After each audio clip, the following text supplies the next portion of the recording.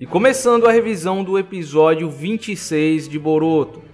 Pois bem, a classe está indo ao escritório do Chojuro, mas no meio do caminho acabam se encontrando com a Mei, a quinta Mizukage, onde podemos vê-la pela primeira vez no anime. Até então ela só tinha aparecido no capítulo 700, e como podemos ver ela já é uma senhora com seus 40 e tantos anos.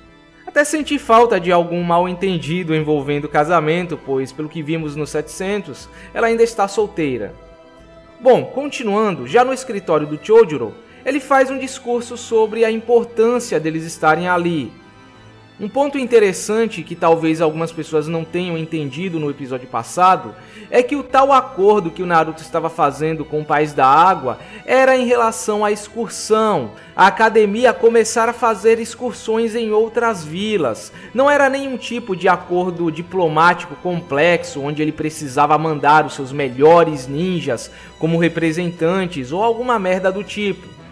Como o próprio Chojuro afirma, eles concordaram em receber a excursão acreditando que isso promoveria o desenvolvimento entre as vilas e melhoraria a sua relação, pois ainda há alguns ninjas que veem outras vilas como entidades hostis, mas com essa excursão esperam que tais sentimentos mudem. Ou seja, a excursão é uma forma das crianças de Konoha conhecerem a Kirigakure atual e deixarem de lado qualquer preconceito que teriam contra a vila. Como estamos vendo, o Iwabe é um bom exemplo de alguém que ainda vê Kirigakure como uma vila hostil. E antes da própria excursão, não era só o Iwabe que tinha uma visão equivocada da vila. Ninguém ali tinha ouvido nada de positivo sobre Kirigakure. O Shikadai achava que era uma vila rural e atrasada, quando a realidade era completamente diferente. Esta é a chance de Kirigakure ensinar a geração atual sobre os seus erros cometidos no passado e mostrar que deixou aquele passado sangrento de lado, que os rumores sobre a vila já não são mais uma realidade. Enfim, após o discurso, o Chojuro tem uma conversa a sós com Kagura, revelando que aquele discurso foi voltado a ele, desejando que alguém como Kagura construa um futuro junto a Konoha. O Chojuro pretendia passar o seu legado ao Kagura, porém, ele não se considerava digno para liderar a vila. E prosseguindo, enquanto a classe passeia por um tipo de shopping, o Mitsuki revela alguns detalhes sobre o Kagura. Ele já é um Chunin há 2 anos e foi escolhido como um dos sucessores dos 7 espadachins da névoa, herdando a Himare-Kare, a espada do Chojuro. Esse trecho não serve apenas para mostrar que o Kagura está num nível bem mais avançado do que imaginávamos, ou que ele se trata de alguém relevante, que não foi criado exclusivamente para este arco, afinal ele é praticamente o próximo Mizukage, mas também que o Orochimaru tem algum tipo de interesse nele, ou no mínimo está reunindo informações sobre potenciais prodígios. As informações que o Mitsuki deu são muito específicas para serem algo que ele simplesmente ouviu falar enquanto estava na Vila do Som. Será que aquela cena dele no deck do navio, no episódio passado, não foi ele recebendo alguma missão do Orochimaru? Pois bem, eles são levados à academia e conhecem o método de treinamento focado em Kenjutsu, a arte de luta com espadas. E o Chojuro propõe um duelo entre Boruto e Kagura, que acaba rapidamente sem nada muito interessante, com Kagura desarmando Boruto. Mas existem algumas coisas que valem a pena se destacar, como Boruto analisando a postura do Kagura, tentando achar alguma abertura para atacar, o que por si é um feito memorável, mais uma vez mostrando que não é à toa que ele é chamado de prodígio. Ele sabe o que está fazendo, tem um pensamento estratégico e não vai sair atacando o adversário no impulso. E também um momento onde o Kagura fica abalado após o duelo, talvez um indício de que ele possui algum tipo de trauma ou remorso em relação a combates. Certamente ele já deve ter quase matado um de seus amigos ou algo do tipo, mas eu já comentarei sobre esta possibilidade. Enfim, prosseguindo, temos mais alguns momentos de interação entre Boruto, Sarada e Kagura, onde eles falam sobre o estado atual da vila e o Kagura revela o seu desejo de preservar essa paz, impedindo que a vila volte a ser conhecida como Névoa Sangrenta. E pelo jeito a Mei não tinha uma visão empreendedora se a vila teve esse desenvolvimento graças ao Chojuro. Inclusive foi um milagre que não tentaram criar um clima romântico na cena, pois com aquele começo parecia que ia rolar um climinha entre Boruto e Sarada, visto que o mangá não economiza formas de mostrar que a Sarada tem algum tipo de interesse romântico no Boruto, quando ele não está por perto. Mas eu acho que a intenção aqui é mostrá-los sendo bons amigos antes que a relação deles evolua para algo maior, pelo menos do lado da Sarada. Percebam também que a Sarada é uma das poucas garotas que não fica corada perto do Kagura. Logo após, eles vão prestar homenagem em um memorial provavelmente relacionado aos mortos durante a guerra. Percebam que o símbolo no memorial lembra muito o que vemos na última página do capítulo 700, representando as 5 grandes vilas. E o Kagura vai mostrando um prédio antigo de Kirigakure e conta alguns detalhes sobre o passado sangrento da vila. Essa cena mostra que o Kagura não sabe todos os detalhes acerca do Yagura, como o fato de que ele estava sendo controlado. Se bem que faz sentido eles não revelarem esses detalhes às massas, já que poderia gerar alguma indignação da população contra Konoha. Afinal, o Yagura foi controlado pelo Madara e logo após pelo Obito. Infelizmente, eu acho que não terei as respostas que eu gostaria sobre os mistérios envolvendo o Yagura, mas quem sabe ainda teremos alguma explicação no futuro e este não seja exatamente o arco mais adequado. Ainda mais levando em conta que isso provavelmente tiraria um peso das costas do Kagura. Bom, o Iwabe corta a explicação do Kagura e revela o motivo de toda a sua aversão a Kirigakure. O avô dele foi morto pelo Yagura, inclusive é revelado que o Yagura tem o mesmo sobrenome do Kagura, Katarachi, o que indica que ele faz parte do mesmo clã ou é um parente próximo do Yagura, e não um clone como eu estava supondo no episódio passado. O Kagura até tenta se desculpar com o Iwabe, meio que tentando assumir a culpa. Imagino que esse clã, se ainda existe, deve ter sido ou ainda é vítima de preconceito pelo que o Yagura fez.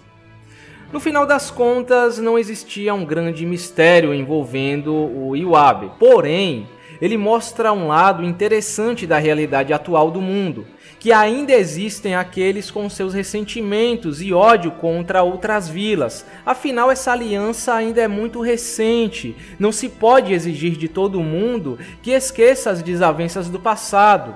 E todo esse ódio acaba sendo passado para a nova geração. Por isso mesmo ele afirma que não é uma história do passado, é sobre as pessoas que ainda estão vivas. Ou seja, aqueles que de alguma forma são influenciados pelo passado, assim como os delinquentes que têm uma aversão contra forasteiros, ou o próprio Iwabe, que foi influenciado pelo ódio de seu pai contra Kirigakure. Bom, em resumo, acontece mais uma confusão com delinquentes, subordinados do Shizuma acreditando que podem ficar famosos derrotando Boruto. E o episódio termina com Denki sendo sequestrado para ser usado como isca, enquanto Boruto e seus amigos recebem uma mensagem tenebrosa. Eu sei que ver o Denki sendo usado dessa forma deve incomodar algumas pessoas, mas se não fosse ele, seria uma das meninas. Afinal, se existe alguém ideal para ser usado como vantagem pelos vilões, é o Denki. Até pouco tempo ele não tinha nenhum tipo de treinamento ninja, e é um dos melhores amigos do Boruto. Agora, terminando o vídeo, a princípio parece um episódio onde não aconteceram muitas coisas, mas é perceptível que o principal foco do episódio está em situar o novo fã no cenário onde a trama se desenrola, Kirigakure, do que a progressão da trama em si, dando explicações sobre o que exatamente é a Kirigakure hoje e o que ela foi no passado, dando informações que já conhecemos. Basicamente, essa foi a função do Boruto e seus amigos durante o episódio, servir como um meio para transmitir essas informações ao espectador que, assim como Boruto, não conhece detalhes daquele mundo. Entendo que talvez para os fãs de longa data o episódio pareça meio redundante em certos pontos, mas devemos lembrar que o anime de Boruto também é feito para os novos fãs, aqueles que estão conhecendo o universo de Naruto por Boruto. Essas explicações são mais do que necessárias para o entendimento desses fãs e sinceramente eu gosto muito desse posicionamento no anime. Por exemplo, no mangá, quem nunca leu Naruto na vida e está começando a ler Boruto vai ficar completamente perdido, pois o mangá é uma continuação bem direta. Já começa a partir do conteúdo do filme, onde Boruto é um genin com um pé no nível Chunin, se não superior, já utilizando 3 naturezas elementais e o escambau. Ele não tenta situar o leitor dentro daquele mundo, com esses pequenos detalhes sobre o passado e explicações sobre como o mundo funciona, simplesmente joga a informação e o leitor que se vire. Mesmo nas light novels é perceptível uma certa preocupação com isso, dando descrições detalhadas sobre quem é determinado personagem e resumos sobre os seus feitos na série principal. Já quando se trata de qualidade técnica, eu não tenho muito o que comentar. É um episódio de transição, obviamente vai ter uma queda de qualidade, ainda mais sendo animado pela Dio Animation. Eu acho que é assim que se pronuncia o nome desse estúdio, um estúdio terceirizado. Mas até que conseguiu manter uma qualidade constante mesmo com uma clara oscilação nos traços entre certas cenas. Além disso, esse episódio também teve o papel de construir toda a situação que levará ao conflito no próximo episódio.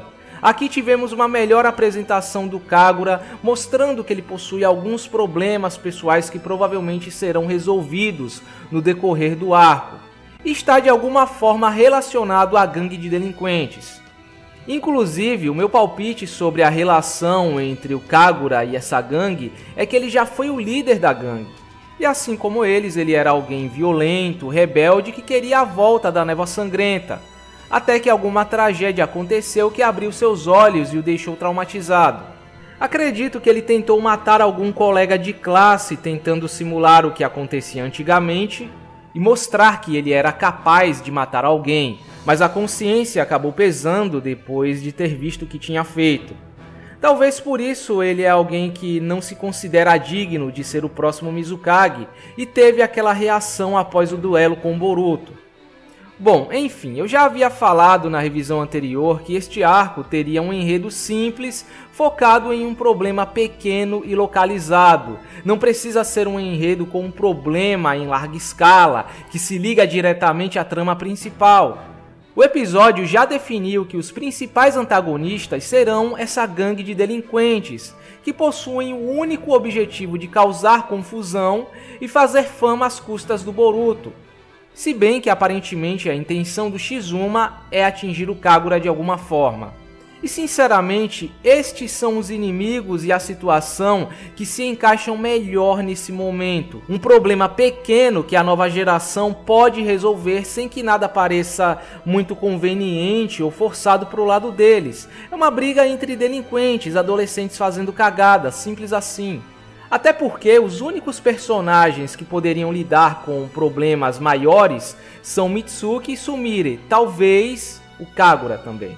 Não vamos esquecer que a maioria deles ainda são crianças que estão na academia e abaixo do nível de um genin. Nem todo arco tem que ser sobre eles enfrentando alguma grande ameaça e salvando o dia no final. Mas é claro, sempre existe a chance do arco começar como uma briga entre delinquentes e expandir para algo maior envolvendo o misterioso nevoeiro ou alguma missão do Mitsuki, como eu estava supondo na revisão. O que talvez obrigaria a gangue e o grupo do Boruto a se unirem para resolver o problema. Inclusive seria uma ótima forma de mudar a visão do Shizuma. Mas eu já não estou contando muito com isso. Por enquanto não me parece um arco que terá conteúdo para durar mais do que 5 ou 7 episódios. Ainda mais com a nova abertura chegando no começo de outubro, iniciando uma nova temporada. Então é isso, eu fico por aqui, eu espero que vocês tenham gostado da revisão e nos vemos no próximo vídeo.